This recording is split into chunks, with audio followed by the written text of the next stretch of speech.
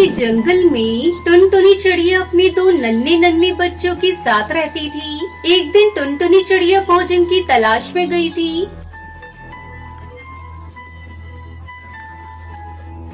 जंगल के बाहर एक किसान कालू कोई का खेत था। उस खेत में कई पक्षी फसल चुग रहे थे। उन्हें देखकर टुनटुनी भी दाना चुगने लगी। अचानक से किसान वहाँ आ जाता है। अच्छा, तो तुम सब हो जो हमारे खेत के अनाज को रोज रोज चुग लेते हो। ये खेत तुम्हारे बाप का है क्या जो यहाँ चले आते हो? आज मैं तुम सबको पकड़कर पिंजरे में कैद कर दूंगा। किसान की आवाज सुनकर सारे पक्षी उड़ गए, लेकिन टुनटुनी को उस किसान ने पकड़ लिया और एक मजबूत पिंजरे में कैद कर दिया। टुनटुनी रोने लगती है। तब तक आप लोग कमेंट पे बताएं 78 - 75 कितने होते हैं? किसान भैया मुझे छोड़ दो किसान भैया। घर पर मेरे दो नन्हे बच्चे मेरा इंतजार कर रहे होंगे। वो भूखे हैं, मुझे जाने दो। चुप हो जा चिड़िया, ये रोने धोने का नाटक बंद कर। तेरे रोने का मेरे ऊपर कोई प्रभाव नहीं पड़ेगा। तुमने मेरा बहुत नुकसान किया है। मैं तुम्हें बाजार में बेचकर अपने नुकसान की भरपाई करूँगा, भरपाई। टुनटुनी करती भी क्या, वो आंसू बहाती रही। तभी उसके सामने एक दूध वाला बंटी कबूतर आता दिखाई दिया। उसने अपनी मदद की गुहार लगाई। दूध वाले भैया, ओ दूध वाले भैया, मुझे इस पिंजरे से आजाद करवा दो भैया। इस जालिम कौवे ने मुझे कैद कर लिया है। दूध वाले बंटी कबूतर को उस चिड़िया पर दया आ जाती है। अरे भाई, इस चिड़िया को क्यों कैद कर लिया है? इसे आजाद कर दो। तुम चाहो तो मैं तुम्हें बाल्टी भरा दूध दे सकता हूँ। चलो भागो यहाँ से। इस चिड़िया ने मेरा बहुत नुकसान किया है, मैं इसे नहीं छोड़ूंगा। दूध वाला वहाँ से चला जाता है। थोड़ी देर बीतने पर एक तोती थैला लेकर वहाँ से फल बेचने जा रही थी। तोती, मेरी बहन, मेरे बच्चे घर पर भूखे हैं। मैं उनके दाने की तलाश में आई थी और इसने मुझे पकड़ लिया। मुझे आजाद करवा दो। टुनटुनी रोई जा रही थी और मदद की गुहार लगा रही थी। रसीली तोती से ये देखा न गया। किसान भैया, तुम मेरे सारे फल ले लो, पर इस बेबस माँ को छोड़ दो। इसके छोटे छोटे बच्चे इसके बगैर मर जाएंगे। चलो भागो यहाँ से। बड़ी आई इस चिड़िया को आजाद कराने वाली। भाग जा, नहीं तो तुझे भी कैद करके भेज दूंगा। रसीली तोती भी वहाँ से चली जाती है। धीरे धीरे दोपहर हो गई थी। चिड़िया बहुत परेशान थी कि कैसे वो अपने बच्चों के पास जाए। उसके बच्चे भूखे थे। उधर बच्चों का भी रो रो कर बुरा हाल हो गया था। जंगल का मुखिया तोताराम टुनटुनी को आता दिखा। टुनटुनी फिर से रोने लगी। मुखिया, मेरी सरकार, मेरे बच्चे घर पर भूखे हैं। मैं उनके दाने की तलाश में आई थी और इसने मुझे पकड़ लिया। मुझे आजाद करवा दो। मुखिया को चिड़िया की करुण पुकार सुनकर दया आ जाती है और किसान से कहता है, अरे कालू, तूने क्यों इस चिड़िया को कैद कर रखा है? अरे इसे छोड़ दे। तेरा जितना भी नुकसान हुआ है मैं उसकी भरपाई कर दूंगा, लेकिन तू इस चिड़िया को छोड़ दे। फिर मुखिया कालू कौवे को उसके नुकसान का पूरा पैसा दे देता है और चिड़िया को आजाद करा देता है। टुनटुनी मुखिया को धन्यवाद करती है और खुशी खुशी अपने बच्चों के पास लौट जाती है।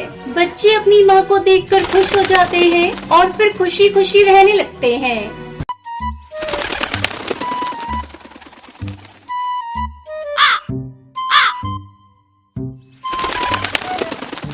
सुंदरवन के जंगल में टूनी चिड़िया अपनी बहू टुनटुनी चिड़िया के साथ रहती थी।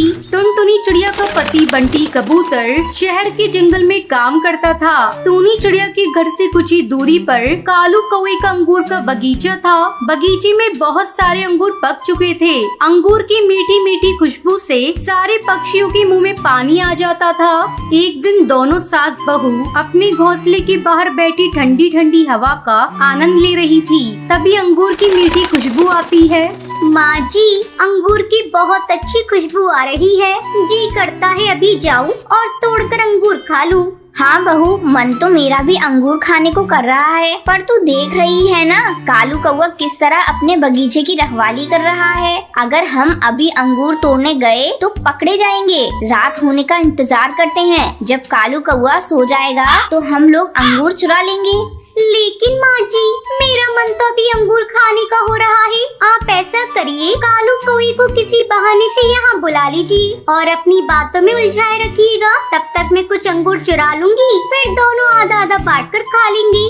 लेकिन बहू, अंगूर चुराते हुए तू पकड़ी गई तो हमारी बहुत बदनामी होगी। आप बेकार में डर रही है माँ जी, ऐसा कुछ नहीं होगा। मैं यहाँ से जाऊंगी और आप कालू कौवे को बुलाकर अपनी बातों में उलझाए रखिएगा। तब तक उससे बातें करिएगा जब तक मैं वापस ना आ जाऊँ। टूनी चिड़िया टुनटुनी की बात मान लेती है। टुनटुनी के जाते ही टूनी चिड़िया झूठ मूठ कर चिल्लाने लगती है। अरे अरे अरे, ओ कालू भैया, जल्दी यहाँ आओ।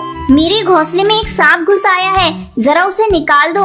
टूनी चिड़िया के चिल्लाने की आवाज सुनकर कालू कौवा अपनी बगीचे की रखवाली छोड़कर वहाँ आता है। क्या हुआ टूनी भाभी, कहाँ है सांप? मैं अभी उसे निकालता हूँ। हाँ कालू भाई, जल्दी आइए। ये देखिए, इस पलंग के नीचे सांप घुस आया है। कालू कौवा सांप को इधर उधर ढूंढने लगता है। उधर टुनटुनी चिड़िया आराम से बहुत सारे अंगूर चुरा लेती है। काफी ढूंढने के बाद भी जब सांप नहीं मिलता, तब कालू कौवा वहाँ से जाने लगता है। भाभी, लगता है मेरे आने के डर से सांप भाग गया। अगर फिर से कहीं दिखाई दे तो मुझे बुला लेना। अब मैं अपने बगीचे की रखवाली करने जा रहा हूँ, नहीं तो मेरे अंगूर को जंगल के पक्षी चुरा लेंगे। ऐसा कहकर कालू कौवा वहाँ से चला जाता है। उसके जाने के बाद टुनटुनी चिड़िया पके पके अंगूर को लेकर घर पहुँच जाती है। ये लीजिए माँ जी, पके पके रसीले अंगूर। जी भरकर दोनों सास बहू मिलकर अंगूर खाने लगती है। बहू, आज तो अंगूर खाकर मजा ही आ गया। इस तरह दिन गुजरने लगते हैं। टुनटुनी चिड़िया रोज अंगूर चुरा कर लाती और दोनों सास बहू मिलकर मजे से खाती।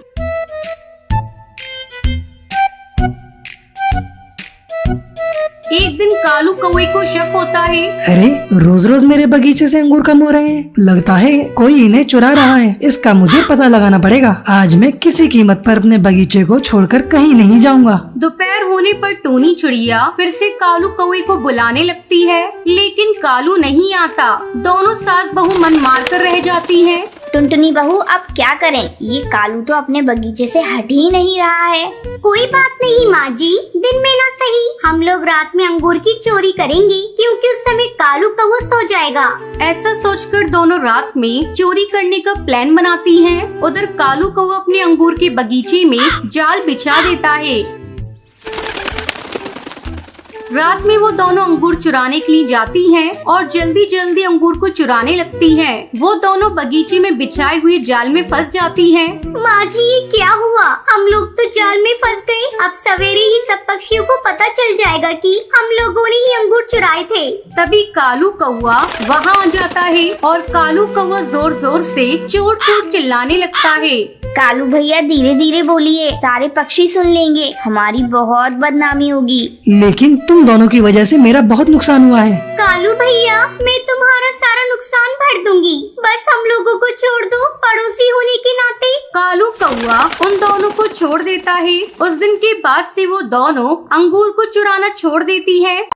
सुंदरवन जंगल में टुनटुनी चिड़िया अपनी बेटी लूसी के साथ रहती थी। उसके पति की मौत 2 साल पहले बस दुर्घटना में हो गई थी। टुनटुनी चिड़िया बहुत ही गरीब थी। अपने पति की मौत के बाद वो घर चलाने के लिए मजदूरी करने लगी।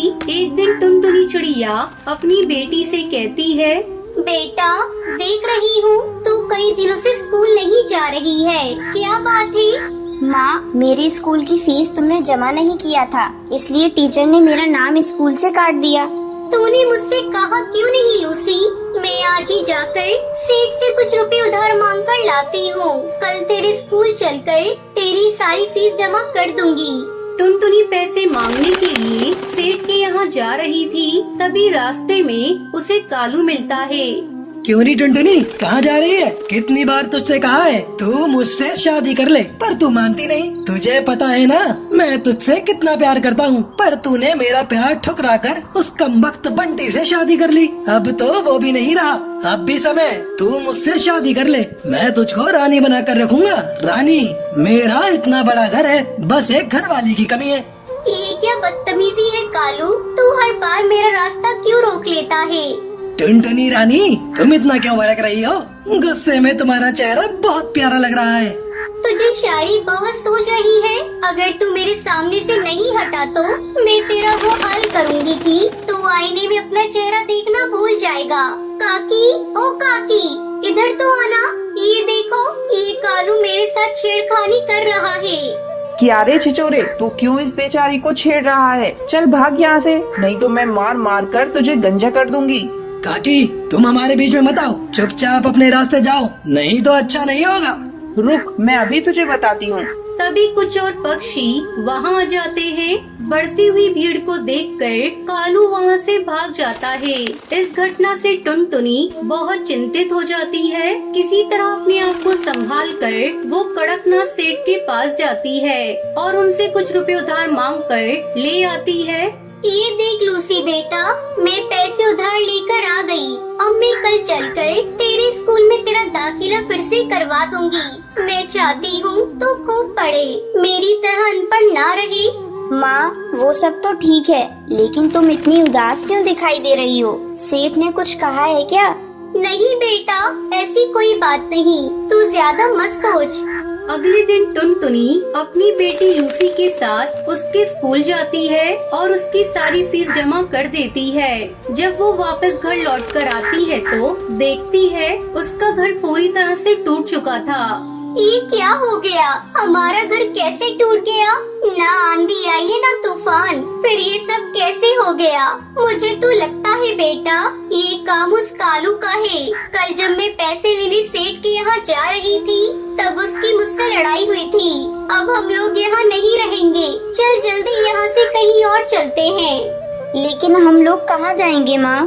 बेटा, हम लोग इतनी दूर जाएंगे जहाँ इस कालू का साया भी नहीं मिलेगा। फिर दोनों अपने घर को छोड़कर दूसरे जंगल में चली जाती हैं और एक सुरक्षित जगह की तलाश करने लगती हैं। अचानक उसे एक जगह पर पुरानी कुछ बोतल दिखाई देती है। तभी टुनटुनी चिड़िया लूसी से कहती है, बेटा लूसी, ये बोतल, यहाँ कितनी सारी बोतल है, अब हम इनसे नया घर बनाएंगे। इस तरह दोनों माँ बेटी मिलकर बोतल को इकट्ठा करती हैं और उन्हीं बोतल से सुंदर सा घर बनाती हैं। माँ, ये घर तो हमारे पुराने लकड़ी के घर से भी ज्यादा सुंदर और मजबूत है। बेटा, ये घर हमें तेज बारिश और ठंड से भी बचाएगा। चल बेटा, अब खाने की तलाश में जा रही हूँ। टुनटुनी चिड़िया खाने की तलाश में चली जाती है। तभी तेज बारिश शुरू हो जाती है। टुनटुनी चिड़िया एक पेड़ की डाली पर बैठ जाती है। मेरी बेटी ठीक तो होगी ना? बारिश भी बहुत तेज हो रही है, मुझे जल्दी से अपने घर जाना होगा, वो बहुत डरी हुई होगी। इधर बारिश थमने का नाम नहीं ले रही थी। बारिश बहुत तेज थी। अपनी बेटी की फिक्र में वो उड़ चली। उसके पर भीग चुके थे, उसे उड़ने में भी दिक्कत हो रही थी। अरे वाह, वो देखो, अपना शिकार हमारे पास खुद चल कर आ रहा है। तेज बारिश में इसे खाने में मजा आ जाएगा। टुनटुनी चिड़िया उस शिकार चील के पास आ जाती है। अरे ओ चिड़िया, रुक जा, इतनी तेज बारिश में कहाँ जा रही हो? टुनटुनी चिड़िया एक निडर चिड़िया थी, पर उसे थोड़ा डर भी लग रहा था। जी, मैं घर जा रही थी। अब तुम अपने घर नहीं, सीधे हमारे पेट में जाओगी। उसकी ये बात सुनकर टुनटुनी डर जाती है। उसे कुछ भी समझ नहीं आ रहा था। तभी उसको एक आइडिया आता है। अरे भाई, आप मुझे कैसे खा सकते हो? मुझे खाने के लिए किसी ने पहले से रिजर्वेशन करा कर रखा है। क्या? कौन है वो दुष्ट जो हमारे शिकार का पहले से ही रिजर्वेशन कर रखा है? वो कोई और नहीं, कालू कौवा है। उसकी इतनी हिम्मत जो मुझसे टकराएगा? तो चलो एक बार उससे लड़कर देख लो, अगर तुम जीत गई तो मुझे खा सकते हो। टुनटुनी चिड़िया निकल पड़ी कालू की तलाश में, जिसने उसका घर तोड़ा था। टुनटुनी चिड़िया आगे आगे उड़ रही थी, पीछे पीछे शिकारी चील। तभी उसे एक पेड़ पर वो कालू कौवा दिखाई देता है। देखो, वो रहा कालू कौवा। इतना सुनते ही शिकारी चील कालू कौवे पर टूट पड़ते हैं। टुनटुनी मौका देखकर वहाँ से भाग जाती है और अपने प्लास्टिक बोतल घर में खुशी खुशी रहने लगती है।